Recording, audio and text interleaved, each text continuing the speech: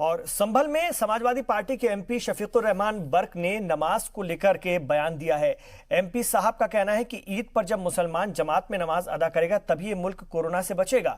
مساجد میں صرف 5 لوگوں کو نماز پڑھنے کی اجازت پر ایم پی شفیق الرحمان برق نے ناراضگی ظاہر کی اور کہا ہے کہ انتظامیہ کو بقرعید سے پہلے جانور بازار کھولنا چاہیے۔ ان تمام مطالبات کو لے کر ایم پی نے کئی مولانا اور مسلم لیڈران کے ساتھ ضلع کے ڈی ایم اور ایس پی سے ملاقات کی۔ تو 5 لوگوں سے تھوڑی نماز ہو جائے گی، نماز تو سارا مسلمان پڑھے گا، سارے مسلمان کو نماز پڑھائیے، جب یہ ملک بچے گا۔